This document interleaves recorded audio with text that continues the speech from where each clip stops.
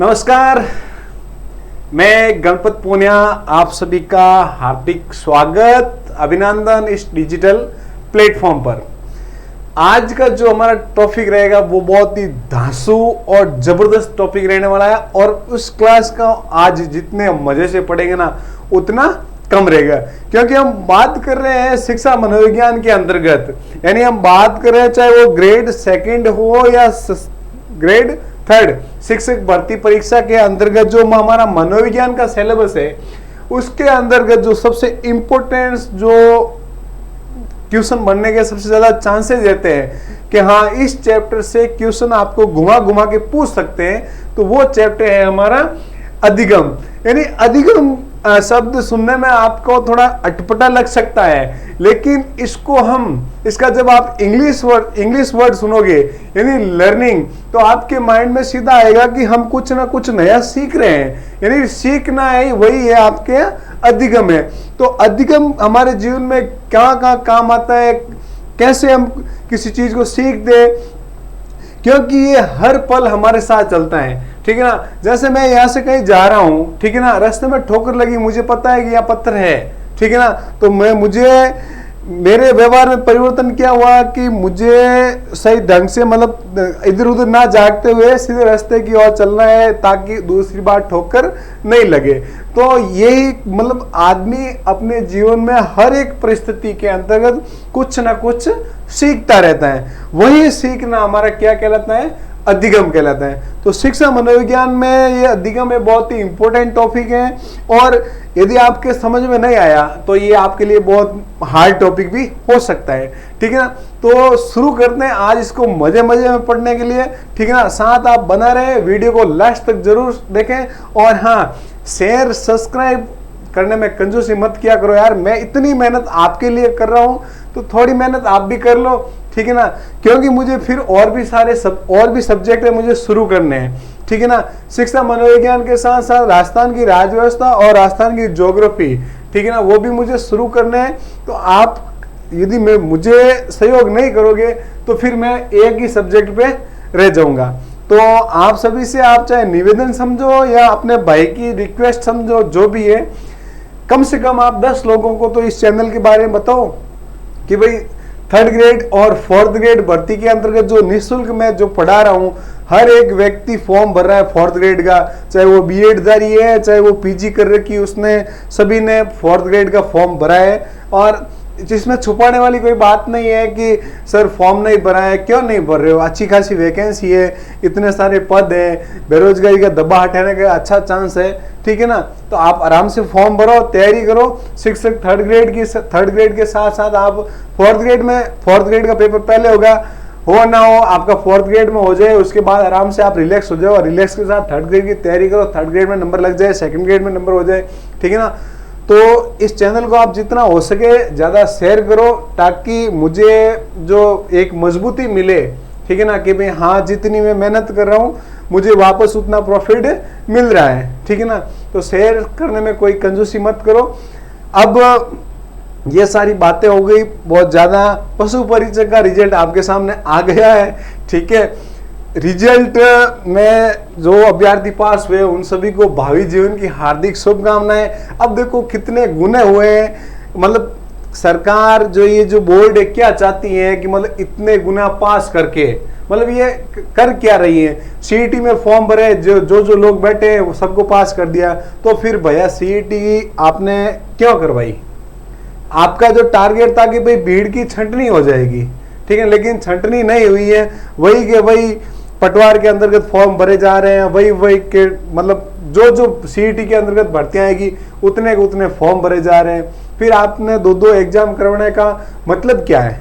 और इतने गुना पास कर रहे हो कि मतलब लोग कल्पना से परे है। भाई हाँ चलो 10 गुना 15 गुना 20 गुना तक मान सकते हैं, लेकिन सीईटी में मतलब इतने लोगों को पास कर रहे हो, ठीक है ना, फिर आप उनको डीवी करवाओगे, ठीक है ना, बेचारे ना तो पढ़ पाएंगे ना उनका फाइनल सिलेक्शन हो पाएगा। गजब का माजरा है ये, ठीक है ना। तो बातें हो गई हमारी कंप्लीट, हम चलते हैं टॉपिक के ऊपर। टॉपिक है बहुत ही शानदार, अधिगम, ठीक है ना। अधिगम किसे कहते हैं, क्या है अधिगम, ठीक ठीक है ना। इन सारी बातों पर आज हम विस्तार पूर्वक चर्चा करेंगे। अधिगम का दूसरा जो शब्द है वो है सीखना। क्या है? सीखना, यानी लर्निंग। ठीक है, ये जो अधिगम है, ठीक है, इस अधिगम हमारे मतलब कैसे सीखते हैं? ऐसा नहीं कि हम किसी चीज को देख लिया सीख लिया, नहीं। यानी किसी चीज को देखने के बाद आपके व्यवहार के अंतर्गत परिवर्तन होता है, ठीक है ना, वही अधिगम कहलाता है। ठीक है ना। देख लो, अधिगम या सीखना वह मानसिक प्रक्रिया है जिसमें बालक परिपक्वता की ओर बढ़ता हुआ अपने अनुभव से लाभ उठाते हुए अपने स्वाभाविक व्यवहार या अनुभूति में प्रगतिशील परिमार्जन या परिवर्तन करता है। तो ये जो प्रक्रिया है जीवन पर्यंत चलती है। यानी आपने किसी चीज को सीखा, जैसे फॉर एग्जांपल जैसे 3rd ग्रेड का जैसे ही नोटिफिकेशन आया, ठीक है ना, आपको लगा कि हाँ 3rd ग्रेड शिक्षक भर्ती या 2nd ग्रेड 1st ग्रेड किसी भी भर्ती संबंधित नोटिफिकेशन आता है, उस नोटिफिकेशन को देख के हम अपने व्यवहार में क्या करते हैं? परिवर्तन, कि मुझे फलानी बुक पढ़नी है, इसका सिलेबस में ये बुक्स हैं, और साथ ही साथ कि मुझे उस कोचिंग में जाना है, मुझे वहां रहना है, लाइब्रेरी जाना है, घर पे पढ़ना है। वो अपने मन के अंदर जो सारी बातें चल रही है उसके आधार पर हमने जो एक डिसीजन लिया है, यानी हमारा व्यवहार को हमने क्या किया? परिवर्तन। ठीक है ना, वही हमारा क्या कहलाता है? अधिगम। ठीक है ना। अधिगम तब तक नहीं होता है जब तक हमारे व्यवहार में परिवर्तन नहीं होता है। यानी अधिगम या सीखने के लिए हमारे व्यवहार में परिवर्तन होना अवश्य है। ठीक है ना। तो इसमें एक बालक के ऊपर कहा है कि बालक की परिपक्वता की ओर बढ़ते हुए, यानी जैसे जैसे बालक बड़ा होता है, ठीक है ना, बालक जन्म से सीखते हैं, ठीक है ना, और ये जो सीखने वाली प्रक्रिया ये जीवन पर्यंत तक चलती है। ऐसा नहीं है कि इसकी फिक्स एज है 15 20 साल 25 साल, नहीं, ये जीवन पर्यंत चलती है। ठीक है ना। हम 4 दोस्त एक साथ बैठे हैं, ठीक है ना, और चारों की हम देखते हैं कि हाँ ये कितना अच्छा बोल रहा है, इसके पास ये कॉन्फिडेंस है, उनको देखकर हमारे जीवन में कुछ परिवर्तन करते हैं, तो वही हमारा क्या है? अधिगम होता है। ठीक है। तो बालक परिपक्वता की ओर बढ़ता हुआ अपने अनुभव से क्या उठाता है? लाभ। यानी जो पिक्चर, जैसे हमारे सामने कोई समस्या आती है, ठीक है ना, और उसी समस्या को हम निवारण करते हैं, इन फ्यूचर उसी के जैसी दूसरी समस्या हमारे सामने आती है, तो हमें तुरंत पता चलता है कि उस समय मेरे सामने ये परेशानी आई थी और मैंने ये किया था और उस समस्या का हल हो गया। तो हम जो पुराना अनुभव है उसी आधार पर हम नए अनुभव के साथ जोड़कर उस समस्या का हल करते हैं, वो भी क्या कहलाता है? हमारा अधिगम या सीखना कहलाता है। ठीक है ना।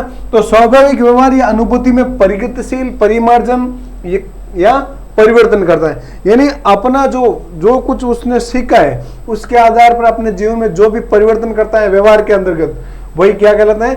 अधिगम।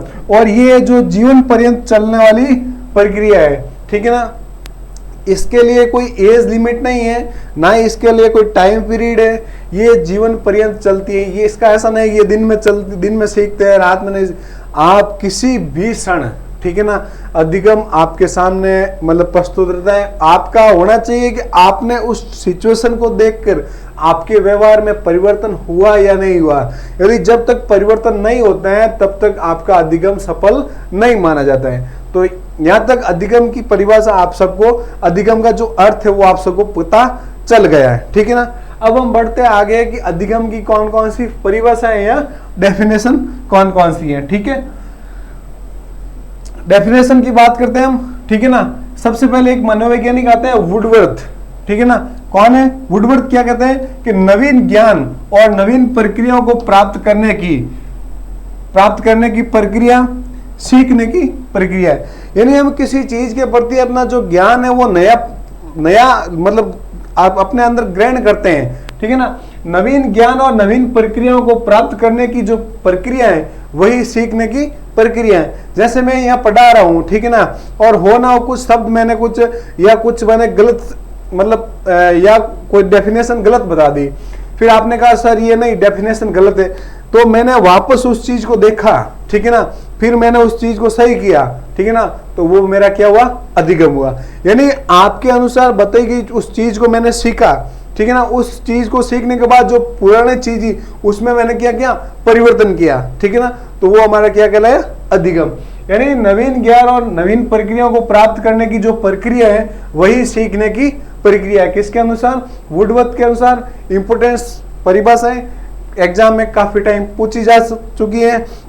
जो सीटेट का पेपर होता है ना, उसके अंदर वुडवर्थ की परिभाषा बहुत बार पूछी गई है, तो इस चीज को आप ध्यान में रखें कि हाँ, हमारे जो थर्ड ग्रेड भर्ती के अंतर्गत वुडवर्थ की परिभाषा पूछ सकते हैं। फिर आता है हमारे सामने क्रो व क्रो, ठीक है ना। ये क्या कहते हैं? सीखना, आदतों, ज्ञान और अभिवृत्तियों का आयोजन है। यानी सीखना आपकी आदतों, आपका ज्ञान और आपकी अभिवृत्तियों का क्या है? आयोजन है। यानी जो सीखने की कला है वो आपकी आदत, मतलब यदि आदमी की रुचि होनी चाहिए, ठीक है ना। कुछ आदतें होती हैं कि जैसे मुझे बुक्स पढ़नी है, या सुबह उठते ही मुझे मॉर्निंग वॉक पे जाना है, मॉर्निंग वॉक जाने के बाद मुझे लाइब्रेरी जाना है या घर पे पढ़ाई करना है, न्यूज़पेपर पढ़ना है, वो आदतें होती है। उन आदतों के आधार पर हम कुछ ना कुछ नया सीखते हैं, ठीक है ना। ज्ञान जो हमारे सोचने समझने की जो क्षमता है, बुद्धि की जो क्षमता है, और अभिवृत्तियों का जो आयोजन होता है वही हमारा क्या कहलाता है? सीखना कहलाता है, ठीक है। फिर है गिलफोर्ड, इंपोर्टेंट करके आप इस चीज को नोट करें। ये क्या कह रहे हैं कि व्यवहार के फलस्वरूप व्यवहार में किसी प्रकार का परिवर्तन आना ही सीखना या अधिगम है। यानी आपके व्यवहार के फलस्वरूप, मैंने बताया था ना कि जैसे ही कोई भर्ती का नोटिफिकेशन आता है ना, आपके मन के अंतर्गत आपके व्यवहार में परिवर्तन होता है, ठीक है ना। जैसे एक एग्जाम्पल, फॉर एग्जाम्पल आपको एक एग्जाम्पल देते हैं कि जैसे आप बाइक चला रहे हो, ठीक है ना, और आपके सामने कोई गाड़ी चल रही है और उसका ओवर स्पीड की वजह से एक्सीडेंट हो जाता है, तो आपके मन के अंदर क्या परिवर्तन होना है कि गाड़ी को अपनी स्पीड से ज्यादा नहीं चलाने, मतलब जितनी स्पीड में आप चला सकते हो, जो हमारे रूल्स बने हुए उसके अकॉर्डिंग आपको चलानी है, ठीक है ना। आप ओवर स्पीड गाड़ी चलाओगे तो संभव है कि दुर्घटना हो सकती है। तो आपने उस आगे वाली गाड़ी को देखकर अपने व्यवहार के अंतर्गत क्या क्या परिवर्तन किया।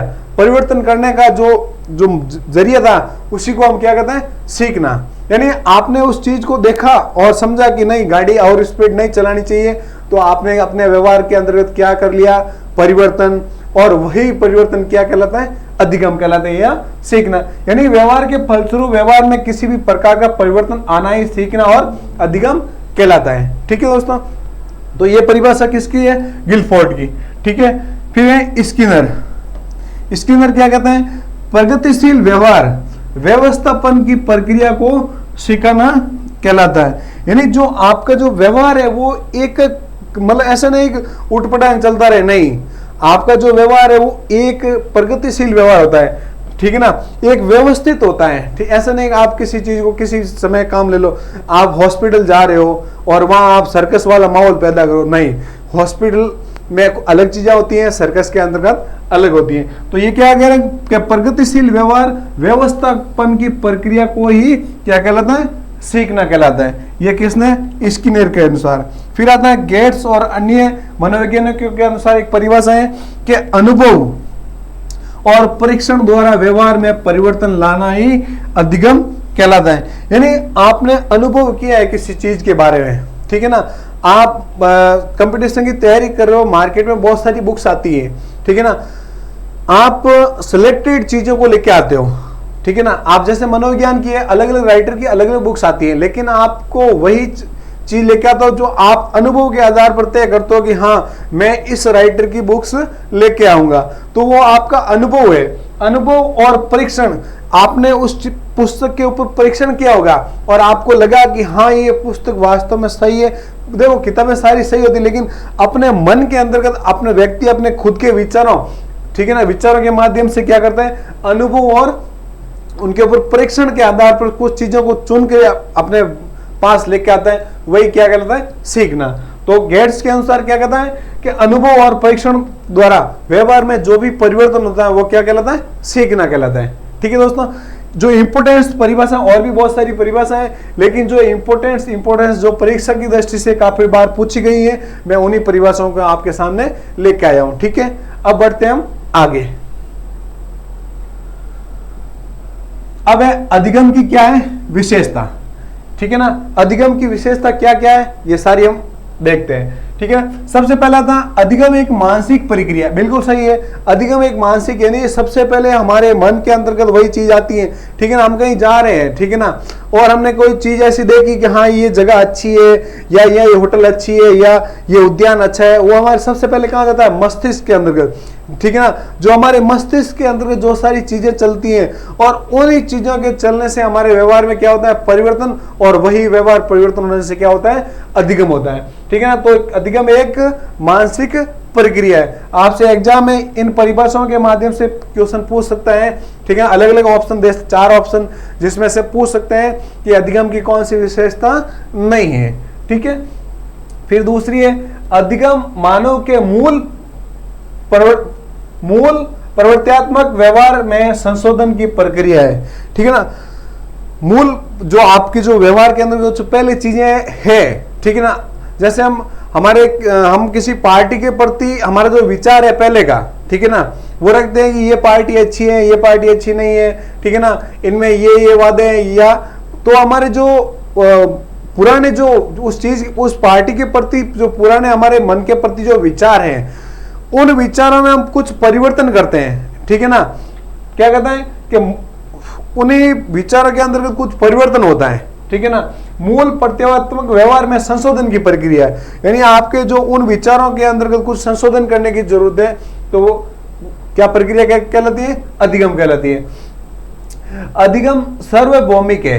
ठीक है ना, अधिगम एक किसी खास स्थान, खास जगह, या इसका कोई टाइम पीरियड नहीं है कि इसी स्थान पर आपका अधिगम आप सीख सकते हो, या आप स्कूल में ही सीख सकते हो, आप महाविद्यालय में सीख सकते हो, नहीं, आप कहीं पर भी, ठीक है ना, आप सामाजिक कार्यक्रम में भी जाते हो ना, तो वहां देखते हो कि आजकल जो ट्रेंड्स चल रहे हैं खाने में, कि हम सामाजिक कार्यक्रम के अंतर्गत गए, ठीक है ना, वहां लोगों को देख रहे हो कि खाना झूठा छोड़ रहे हैं, ठीक है ना, तो आपके मन में क्या परिवर्तन हुआ कि यार देखो कुछ ऐसी व्यवस्था की जानी चाहिए, ठीक है ना, जिससे लोग इस तरह की जो वेस्टेज है वो ना करें। आज हमारे जो पश्चिमी राजस्थान के अंतर्गत जो पुरानी रीति रिवाज चल रहे हैं, या पुरानी कुछ ऐसी प्रथाएं या कुप्रथाएं चल रही हैं, जैसे मृत्यु भोज है, या उनके मतलब जो शादी विवाह में जो अलग अलग प्रकार, जैसे नशा है, अफीम है, मनवार है, ठीक है ना, उन चीजों को क्या कर, जैसे जैसे हमारी जो युवा पीढ़ी आ रही है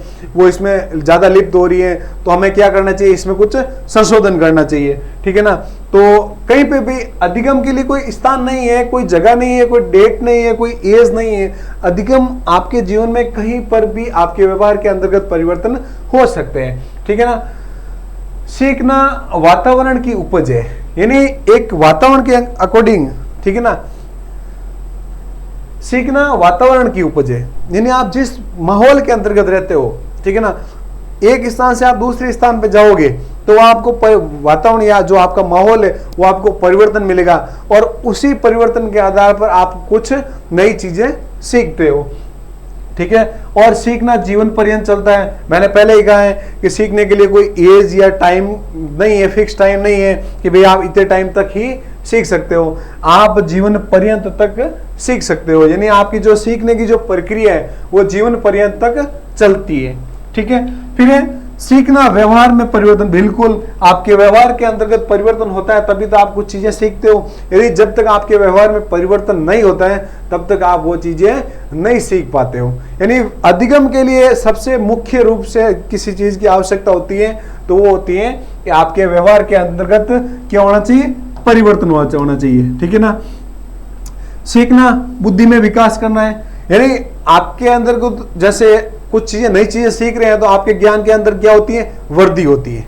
ठीक है ना, जैसे मुझे 2 का पहाड़ा आता है, ठीक है ना, और मैंने 3 का पहाड़ा सीखा तो मेरे ज्ञान में क्या हुई? वृद्धि हुई। मुझे 10 तक का पहाड़ा आता है और मैंने 15 या 20 तक पहाड़ा सीख लिया तो मेरे ज्ञान में क्या हुई? वृद्धि। तो क्या कहते हैं? सीखना बुद्धि में विकास करना है। सीखना अनुभव का संगठन है, यानी आप तभी चीजें सीख सकते हो जिसका आपके पास अनुभव हो। यानी आप गाड़ी चला, सबसे पहले आप मतलब फोर व्हीलर या 2 व्हीलर जो भी आप गाड़ी चलाना सीखते हो, ठीक है ना, उससे पहले आपका क्या व्यवहार था गाड़ी के प्रति, और जब आप चलाना सीखते हो उसके बाद आपके व्यवहार में क्या परिवर्तन होता है। यानी पहले हम चलाते हैं, गाड़ी चलाना आसान है, ठीक है ना, से स्टार्ट किया और गाड़ी रवाना, लेकिन हम जब शुरुआत में सीखते हैं तो हमें बहुत सारी कठिनाइयों का सामना करना पड़ता है और अनुभव के आधार पर हम उस ड्राइविंग को सीखते हैं। तो क्या कहते हैं, अनुभव का क्या है, संगठन है। सीखना एक खोज करना है, ठीक है ना। आप एक स्थान पर रह रहे हो, ठीक है ना, आप गांव से आप शहर की तरफ आ रहे हो, ठीक है ना, तो आपको वहां सारी नई चीजें देखने को मिलेगी। आपके लिए एक वो खोज करने का जैसा हो गया, ठीक है ना। आप जैसे किसी नई चीज की खोज कर रहे हो, ठीक है ना, उसके लिए आपको उस चीज के प्रति पूरा ध्यान रखना होगा कि हाँ ये कहाँ से आई, कैसे इस चीज का उत्पादन हुआ, कैसे ये चीज बनी है, ठीक है ना। जैसे ही हम गांव से शहर की तरफ बढ़ते हैं, ठीक है ना, तो हमारे सामने कुछ बहुत सारी नई चीजें आती हैं, तो हम धीरे धीरे उन चीजों से परिचित होते हैं। यानी खोज करते करते क्या करते हैं, व्यवहार में क्या करते हैं, परिवर्तन, और वही परिवर्तन हमारा क्या कहलाता है, सीखना कहलाता है, ठीक है। अधिगम एक विवेकपूर्ण प्रक्रिया है, ठीक है ना। अधिगम एक उद्देश्यपूर्ण प्रक्रिया है, यानी एक आपका उद्देश्य होना चाहिए। जैसे आप 3rd ग्रेड की तैयारी कर रहे हो, आप किसी पुस्तक को लेके आ रहे हो, तो उस पुस्तक के पीछे आपका उद्देश्य क्या है। उद्देश्य आपका यह है कि हाँ इस पुस्तक में से जो मेरे 20 के 20 क्वेश्चन या जो 30 या 50 क्वेश्चन बन रहे हैं, ठीक है, वो इस पुस्तक के अंतर्गत मुझे सारे के सारे मिल जाएंगे।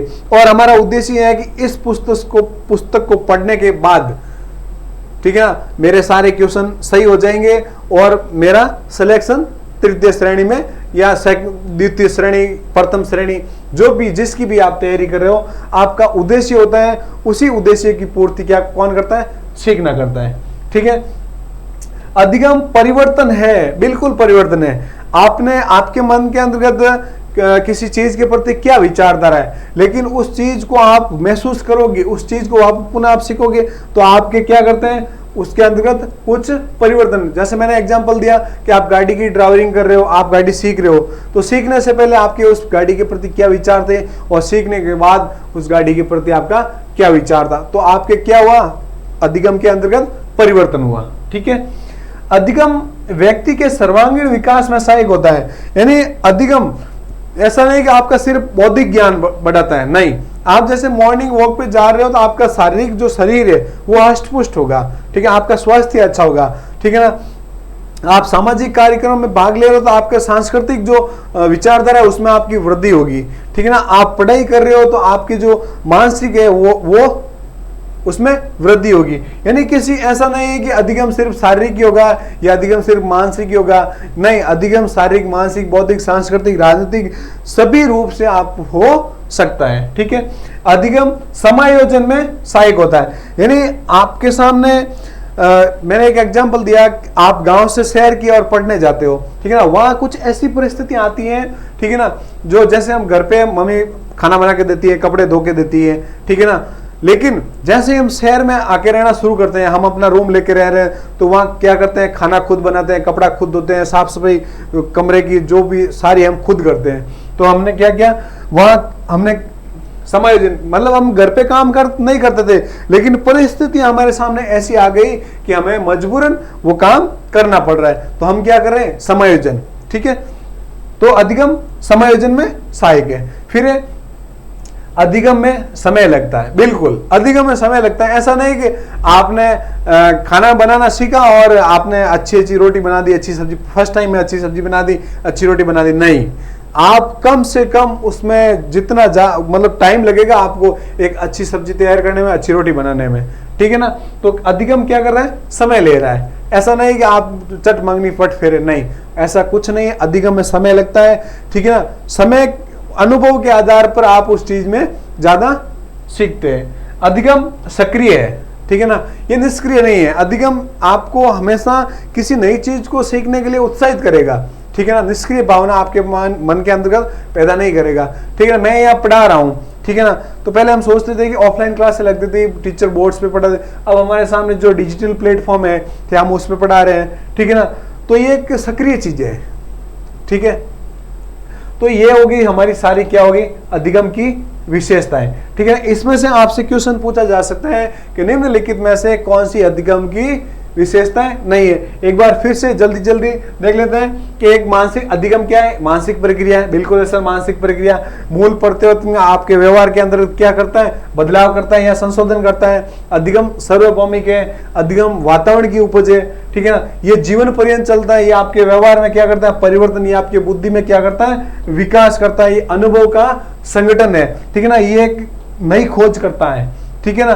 और ये विवेकपूर्ण है, इसका एक उद्देश्य होता है जो पूर्ण प्रक्रिया है, ठीक है। अधिगम में क्या होता है, परिवर्तन होता है, और व्यक्ति के सर्वांगीण विकास में अधिगम का क्या होता है, सहयोग होता है। और समायोजन में ये क्या होता है, सहायक है। अधिगम में क्या लगता है, समय, ठीक है ना। और ये एक सक्रिय प्रक्रिया है, ठीक है ना। इस आधा ये सारी की सारी क्या हमारी अधिगम की क्या है, विशेषता। इसमें से क्वेश्चन पूछा जा चुका है और पूछने की संभावना भी बनी हुई है। तो अधिगम की विशेषता आप पूरी अच्छे से तैयार कर ले, ठीक है।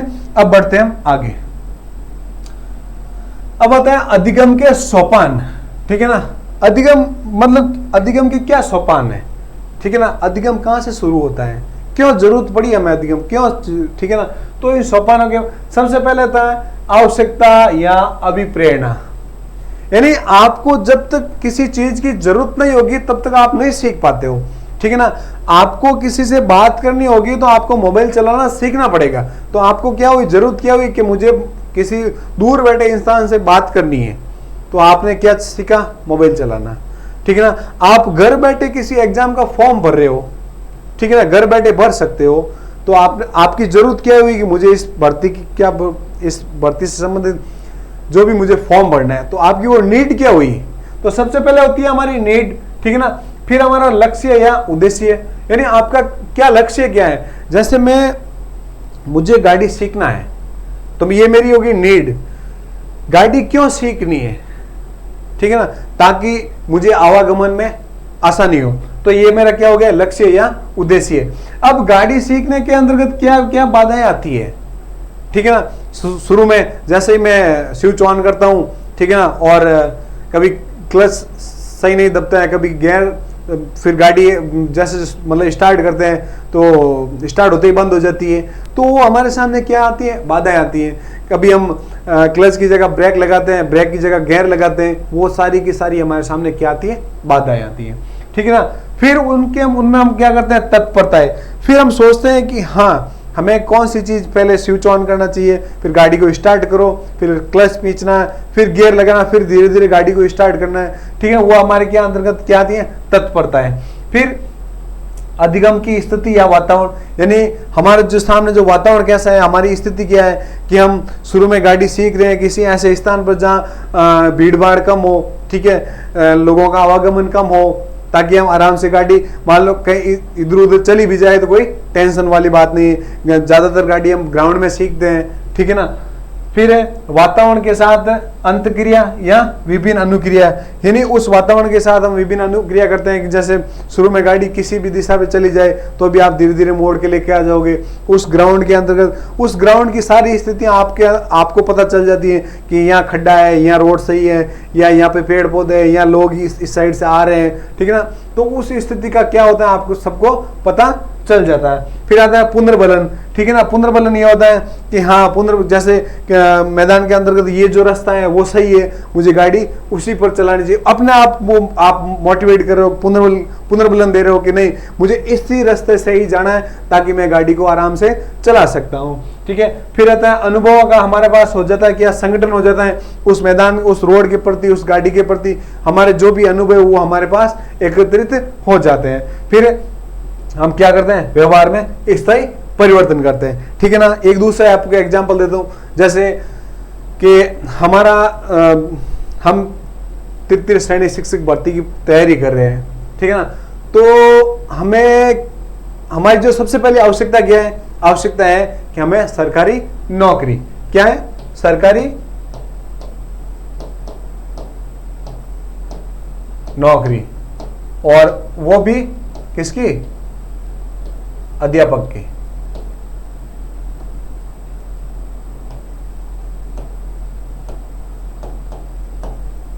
ठीक है।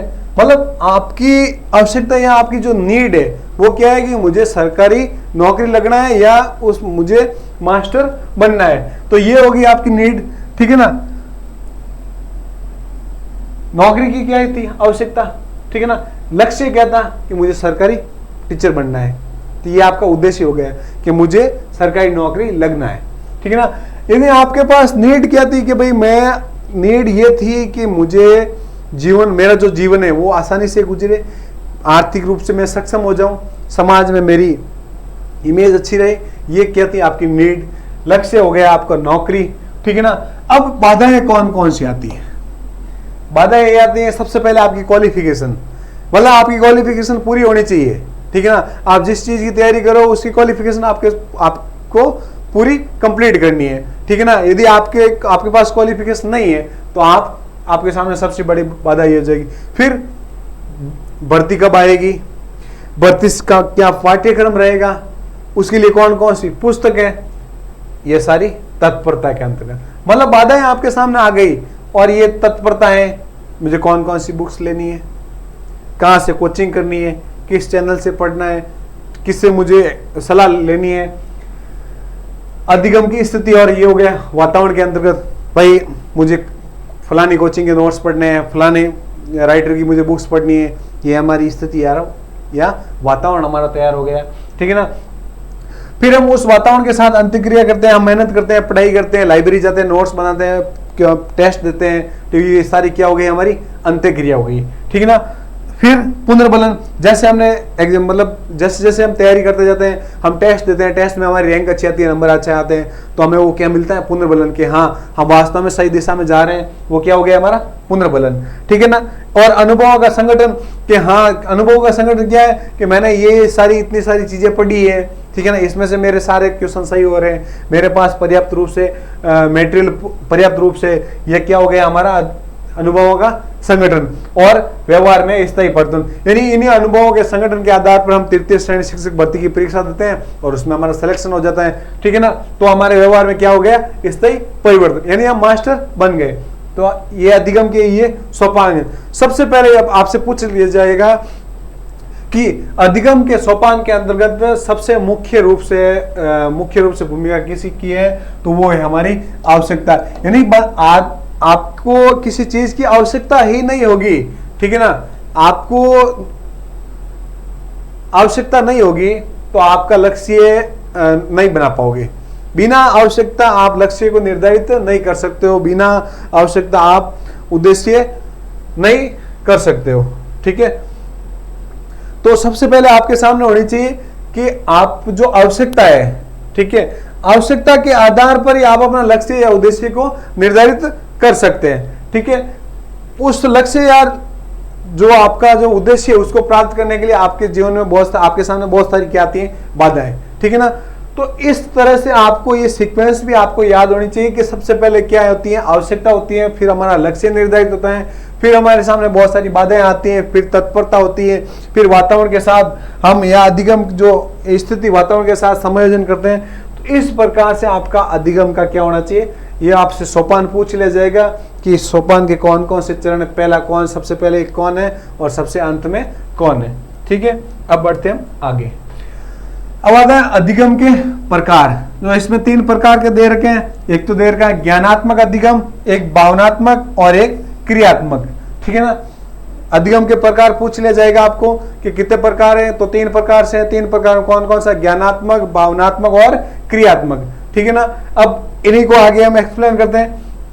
सबसे पहले हमारे सामने आता है ज्ञानात्मक, ठीक है ना।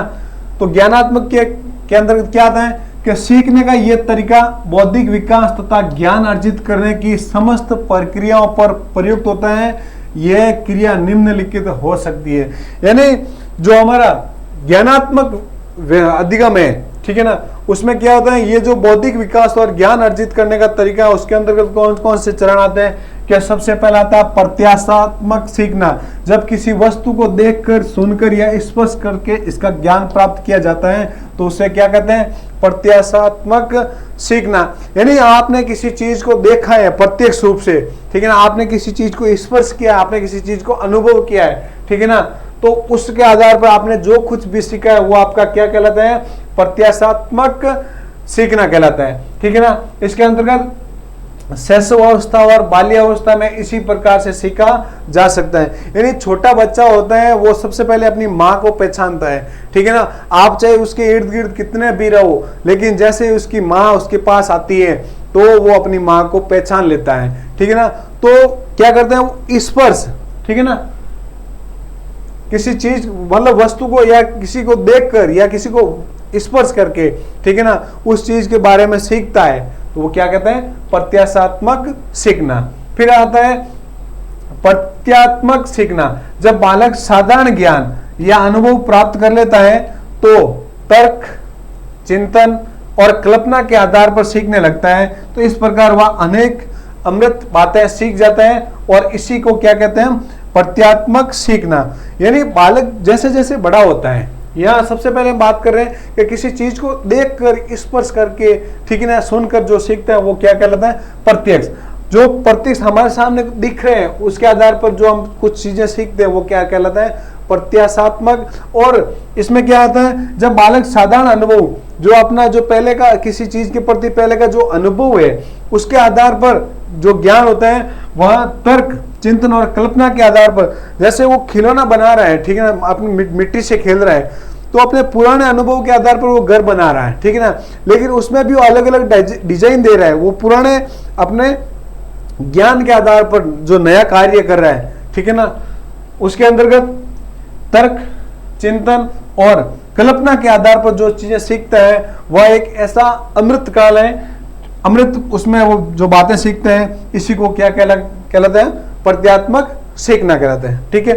फिर हमारा तीसरा आता है सहचर्यात्मक सीखना। जब पुराने ज्ञान और अनुभव के द्वारा किसी तथ्य को सीखा जाता है तो उसे क्या कहलाता है, सहचर्यात्मक सीखना कहलाता है। यानी आपके किसी चीज के प्रति जो आपका पुराना ज्ञान है या पुराना जो आपका अनुभव है उसी आधार पर आप उसको सीखते हैं। जैसे छोटे बच्चे होते हैं जो सबसे पहले वो क्या कहते हैं, मतलब क्रिकेट घर से खेलते हैं, ठीक है ना, उसी आधार पर वो जैसे जैसे बड़े होते गए और टीम के अंतर्गत खेलते हैं तो वो अपने पुराने ज्ञान के आधार पर, ठीक है, वो चीजें सीख रहे हैं। तो क्या कह रहे हैं, सहचर्यात्मक सीखना कहलाता है, ठीक है। तो ये हमारा हो गया ज्ञानात्मक अधिगम, ठीक है ना। ज्ञानात्मक अधिगम के अंतर्गत तीन चीजें होती हैं, प्रत्याशात्मक सीखना, प्रत्यात्मक सीखना और सहचर्यात्मक सीखना, ठीक है। अब बढ़ते हैं आगे। दूसरा हमारा भावात्मक अधिगम। भावात्मक अधिगम का संबंध क्या है, इसका संबंध ना तो ज्ञान प्राप्ति से है ना ही किसी कौशल से, इसका संबंध तो बच्चे की कोमल भावनाओं से। यानी भावात्मक है तो सीधी जाहिर सी बात है कि आप उस भावनाओं के आधार पर उस चीज को सीख रहे हो। तो भावनात्मक अधिगम का उद्देश्य यह है कि बच्चे किसी वस्तु को देखकर, किसी आवाज को सुनकर या किसी लुभावनों ने रंग को निरखकर आनंद प्राप्त कर सके। आवश्यकता है कि बच्चे की रुचि का ध्यान रखा जाए। यानी भावनात्मक सीखना या भावनात्मक अधिगम के अंतर्गत क्या बात आती है कि बच्चे किसी वस्तु को देखता है, ठीक है ना, और किसी आवाज को सुनकर, ठीक है ना, जैसे छोटा बच्चा होता है, हम घर में उसको बुलाते हैं ना, छोटा बच्चा सबसे जल्दी उसके पास आता है जिसकी उसके प्रति भावनाएं ज्यादा होती है, ठीक है ना। उसकी आवाज जैसे उसको सुनाई दी वो तुरंत दौड़ के आ जाता है। तो उस बच्चे की क्या उसके प्रति जो भाव है, ठीक है ना, वो सही है कि हाँ ये मुझे जब भी बुलाएगा तो कुछ ना कुछ मुझे मिलेगा, तो मुझे क्या करना है, दौड़ के जाना है, ठीक है ना। आवाज को सुनकर या किसी लुभावने, जैसे हम कुछ खिलौना लेके आते हैं, जैसे ही खिलौना देखते हैं वो हमारे पास सामने दौड़ के आता है, ठीक है ना, आनंद प्राप्त करता है उस चीज में। लेकिन इसमें यह भी होता है कि उस बच्चे की उस खिलौने के प्रति रुचि है या नहीं है। यदि रुचि नहीं होगी तो वो बच्चा नहीं आएगा, और खिलौने के अंतर्गत रुचि है तो वो तुरंत दौड़ के आ जाएगा। ये क्या है, भावनात्मक अधिगम। फिर हमारे सामने आता है क्रियात्मक अधिगम। इस अधिगम में किसी कला में निपुणता प्राप्त की जाती है। संगीत, नृत्य, मॉडल बनाना, ड्राइंग आदि कुशलता इसी के अंतर्गत आती है।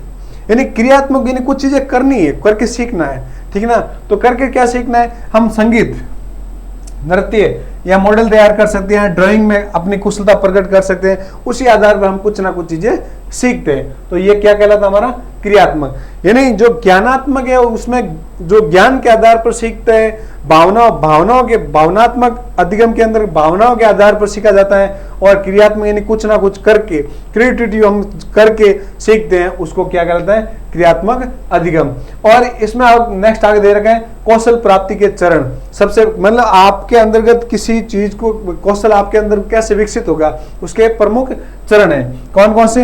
एक तो है तैयारी। सबसे पहले जैसे मैं ड्राइंग सीख रहा हूं, ठीक है ना, तो मुझे तैयारी करनी चाहिए कि मेरे पास क्या क्या सामग्री है, ठीक है ना। किसी चीज को सीखने से पहले, या मैं जो चीज, जैसे मैं मॉडल बना रहा हूं तो मेरे पास सारी सामग्री है या नहीं, सबसे पहले ये होती है कि इस चीज, जो चीज मैं बना रहा हूं, उस जो मॉडल तैयार कर रहा हूं, उसकी सारी सामग्री मेरे पास उपलब्ध होनी चाहिए। फिर उस मॉडल को बनाने का मेरा क्या उद्देश्य होना चाहिए, मतलब मैं ये मॉडल क्या बना रहा हूं, मेरा क्या उद्देश्य है, ठीक है ना। फिर प्रस्तुतिकरण या प्रदर्शन, फिर मेरा उद्देश्य कि भाई हाँ मैं इस चीज को दिखा सकता हूँ, कुछ नया बना सकता हूँ। जैसे मैंने मॉडल बनाया था भारत के संविधान के ऊपर, संविधान की मैंने वो सारी डिजाइन तैयार की थी। मेरा क्या उद्देश्य था, ठीक है ना, कि भाई मैं भारत के संविधान को अच्छे से छोटे रूप में समझा सकता हूँ, ये मेरा उद्देश्य था, ठीक है ना। फिर मैंने क्या किया, उसका प्रस्तुतिकरण किया या उसका प्रदर्शन किया। प्रदर्शन अभ्यास, कुछ उसमें त्रुटियां हो जाती हैं तो क्या करता हूं, शुद्धिकरण और पुनः अभ्यास के आधार पर उस चीज को तैयार करता हूं। यानी आपको कौशल किसी चीज को सीखने के लिए, आप डांस भी कर रहे हो ना, तो सबसे पहले आप डांस नहीं कर पाओगे, आप किसी दूसरे को डांस करते हुए देखोगे कि हाँ ये इस धुन पर इस प्रकार से अपना अंग है जो उस हिसाब से बैलेंस बना रहा है, ठीक है ना। आप पहले डांस नहीं कर पाओगे, आप किसी को देखोगे, एक बार नहीं, दो बार नहीं, 10 बार नहीं, आप 100 बार उस चीज को देखोगे, तभी आप उस जो नृत्य कला है उसमें आप नृत्य है जो आप शुरू कर पाओगे, ठीक है ना। तो कौशल प्राप्ति के मुझे सबसे पहले होते हैं तैयारी के, मैं इस चीज के लिए तैयार हूं या नहीं हूं, मेरा क्या उद्देश्य होना चाहिए, फिर मेरा प्रदर्शन क्या है, ठीक है ना। फिर अभ्यास है, कुछ त्रुटियां रह जाती हैं तो क्या होता है, शुद्धिकरण है, फिर उसको शुद्धिकरण वापस करके पुनः अभ्यास कर सकता हूं। तो ये क्या हमारे सामने कौशल प्राप्ति के क्या है, चरण है, ठीक है। एग्जाम में पूछा जाएगा कि निम्न में से कौन से कौशल के चरण नहीं है, तो ये चरण आपको ध्यान में रखने हैं। बढ़ते हैं आगे। फिर आते हैं रॉबर्ट गेने के अनुसार अधिगम का जो प्रकार है, ठीक है। अधिगम के प्रकार हमने 3 प्रकार के पढ़े हैं, ज्ञानात्मक, क्रियात्मक और ज्ञानात्मक, भावात्मक और क्रियात्मक। अब एक मनोवैज्ञानिक है रॉबर्ट गेने, उन्होंने मनोविज्ञान का जो प्रकार अलग अपने हिसाब से बताया है। रॉबर्ट गेने ने 1965 में अपनी पुस्तक कंडीशन ऑफ लर्निंग के अंतर्गत अधिगम के 8 प्रकार बताए। ये चीज आपको याद रखना है, रॉबर्ट गेने ने अधिगम के कितने चरण बताए, 8 चरण बताए। कब? 1965 में। किस पुस्तक के अंतर्गत? Condition of learning. एक क्वेश्चन आपका पुस्तक में से 100% आएगा। आप पुस्तक को एक अलग पेज पे लिख सकते हो कि हाँ इस राइटर की ये बुक है, इस राइटर की, जो भी आपके सामने 30, 40, 50 जो भी बुक्स के नाम आएंगे उसको आप एक अलग पेज पे लिख लो और उसका आप डेली क्या करो, रिवाइजन करो, ठीक है। तो 8 प्रकारों को सरल से जटिल तक क्रमबद्ध किया जा सकता है। यानी जो इसने क्रम बताए थे, 8 क्रम बताए थे, ठीक है ना। इस प्रकार का ये इंडेक्स बनता है आपके सामने ऐसे, ये पिरामिड,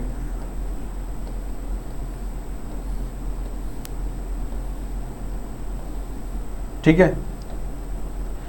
इस तरह से हमारा जो ये रॉबर्ट गेने का जो पिरामिड दे रखा है, ठीक है ना, उसमें 1, 2, 3, 4, 5, 6, 7 और 8, यानी ये क्या चल रहा है, ये चल रहा है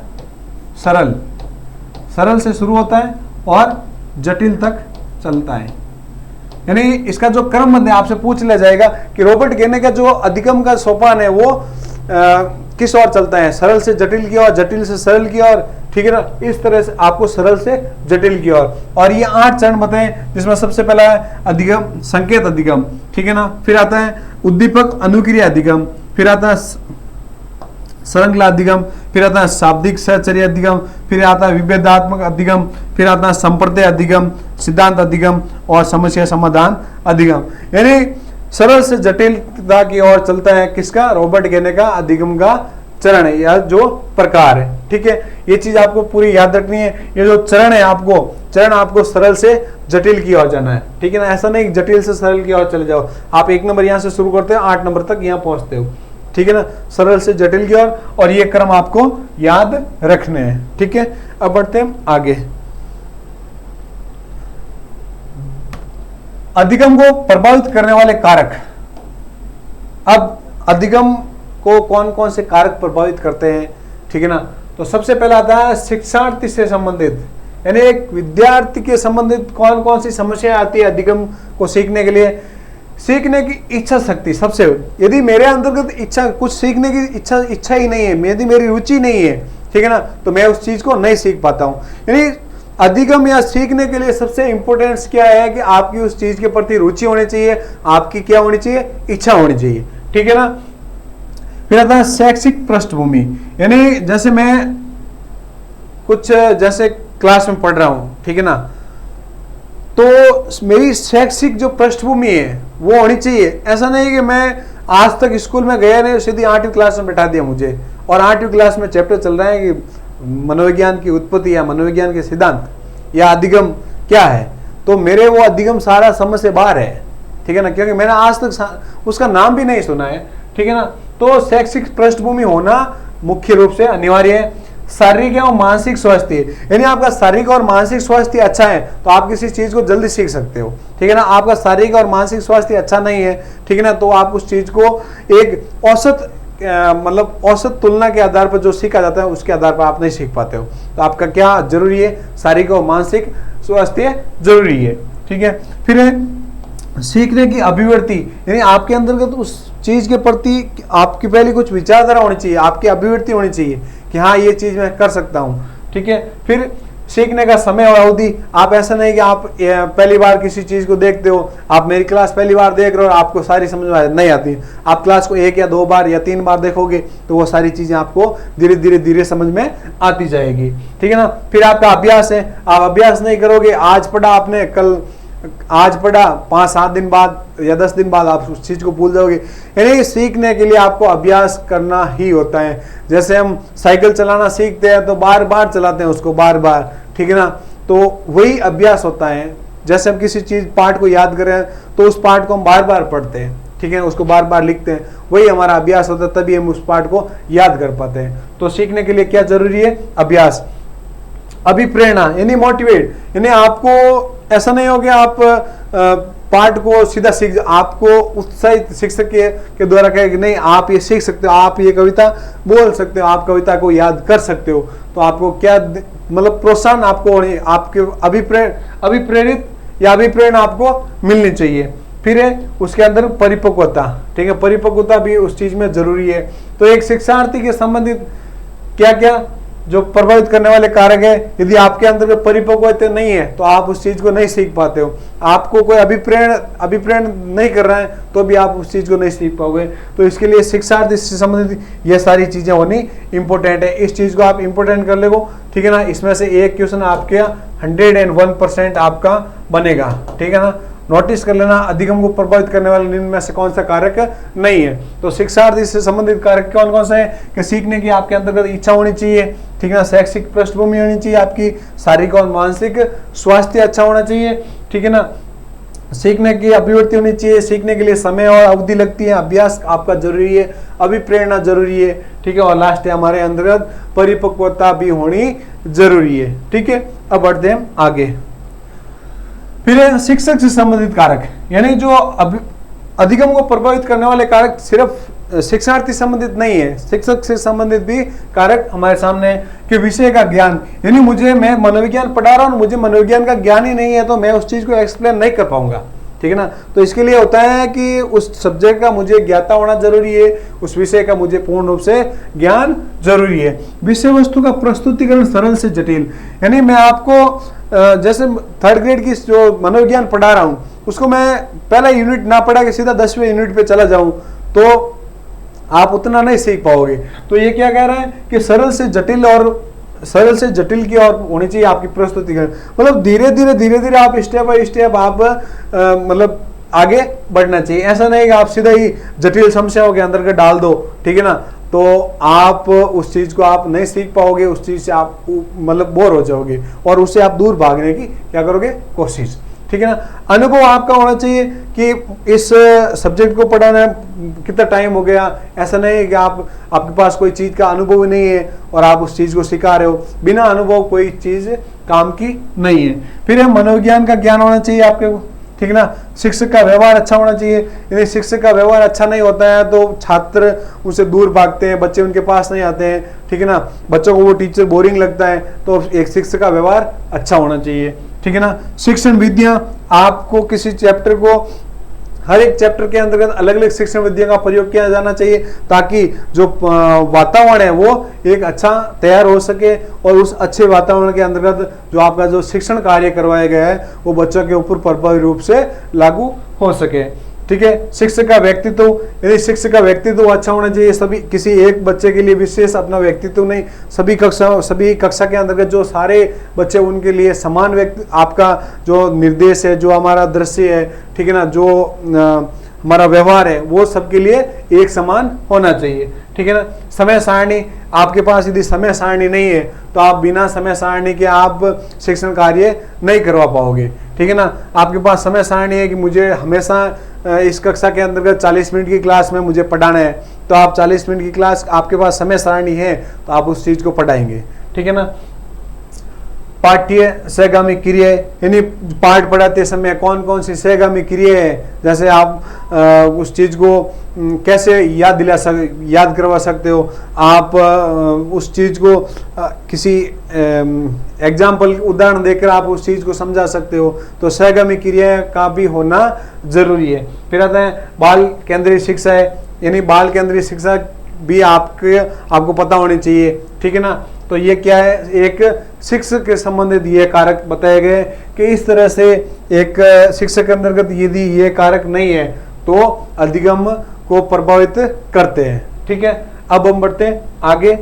आगे हमारा है, लास्ट है विषय वस्तु से संबंधित कारक, यानी सबसे पहला था शिक्षार्थी संबंधित, फिर आ गया शिक्षा संबंधित, शिक्षक संबंधित, अब आ गया हमारा विषय वस्तु संबंधित कारक। यानी विषय वस्तु संबंधित कौन कौन से कारक है जो अधिगम को क्या कर सकते हैं, प्रभावित कर सकते हैं। तो सबसे पहले विषय वस्तु की प्रकृति, यानी एक सब्जेक्ट होता है साइंस या जो मनोविज्ञान है, उसकी क्या प्रकृति होनी चाहिए, वो क्या सिखा रहा है, उसका क्या उद्देश्य है, ठीक है ना। ये उस विषय की एक प्रकृति होनी चाहिए। बिना प्रकृति के आप शिक्षण मतलब पाठ्यक्रम को तैयार नहीं कर सकते हो। विषय वस्तु का आकार, ऐसा नहीं हो कि इतनी बड़ी बुक्स दे दी जिसके 500-600 पेज है और छोटी कक्षा जैसे छठी कक्षा के अंतर्गत आप 250-300 पेज की बुक्स तैयार कर लो तो वो नहीं पढ़ पाते। उसके लिए लिमिटेड, मतलब जो आकार है पुस्तक का वो भी अच्छा होना चाहिए भाई, क्या हाँ इस आकार की पुस्तक छठी कक्षा का विद्यार्थी आराम से पढ़ सकता है, ठीक है ना। विषय वस्तु की भाषा शैली, विषय वस्तु की भाषा की शैली सरल होगी तभी शिक्षण कार्य करने में या आप शिक्षण करवाने के अंतर्गत आपको मजा आएगा। यदि आपकी भाषा बहुत ही मतलब कठोर है, ठीक है ना, आपका जो भाषा की जो शैली है वो समझ में नहीं आ रही है तो आप शिक्षण या आप अधिगम नहीं करवा पाओगे। विषय वस्तु का उद्देश्य पूर्णता, उदाहरण प्रस्तुतिकरण, उदाहरण से नियम अर्थात आगमन से निगमन और ज्ञात से अज्ञात की ओर, यानी विषय वस्तु का उद्देश्य होना चाहिए, ठीक है ना। उदाहरण दे आप उस चीज को उदाहरण देके आप समझा सकते हो, ठीक है। उदाहरण से नियम की ओर जा सकते हो, ठीक है ना। आगमन से निगमन और ज्ञात से अज्ञात, ये सारी चीजें एक विषय वस्तु के अंतर्गत होनी चाहिए, ठीक है ना। विषय वस्तु का रुचिकर होना, यदि आपका पाठ्यक्रम आपकी जो विषय वस्तु है वो रुचिकर नहीं होगी तो बच्चे उस पाठ्यक्रम को नहीं पढ़ेंगे। हम इस चीज को ध्यान देते हैं कि जैसे हम नई क्लास के अंतर्गत जाते हैं तो सबसे पहले हिंदी की बुक्स खोलते, हम छोटे होते थे तो हिंदी की बुक्स खोलते थे और हिंदी की बुक्स के अंतर्गत कौन कौन से चैप्टर पढ़ते थे, जो या तो कविता है या कहानियां है, ठीक है ना। वही चीजें, क्योंकि उसमें हमारी जो रुचि है वो ज्यादा है, उस चीज को हम काफी टाइम, जैसे ही सर बोलते कि आप पढ़ाई करो तो हम वही चैप्टर खोल के बैठते थे जो सबसे ज्यादा उसमें इंटरेस्ट या जो रुचि पैदा कर सकते हैं, ठीक है ना। उसी एक विषय वस्तु के अंतर्गत जो रुचिकर होना जरूरी है। यदि आपका जो चैप्टर है वो रुचिकर नहीं होगा तो बच्चे उसके और ज्यादा ध्यान नहीं दे पाएंगे, उसको नहीं पढ़ सकते हैं, ठीक है ना। तो एक विषय वस्तु से संबंधित किया गया, उसकी प्रकृति अच्छी होनी चाहिए, उसका आकार निश्चित होना चाहिए, ठीक है ना, उसकी भाषा शैली अच्छी होनी चाहिए, ठीक है ना, उद्देश्य पूर्ण होना चाहिए कि भाई मैं इस चीज को पढ़ा रहा हूँ, मेरा क्या उद्देश्य है, ठीक है ना, उसमें उदाहरण से नियम की ओर, ज्ञात से अज्ञात की ओर,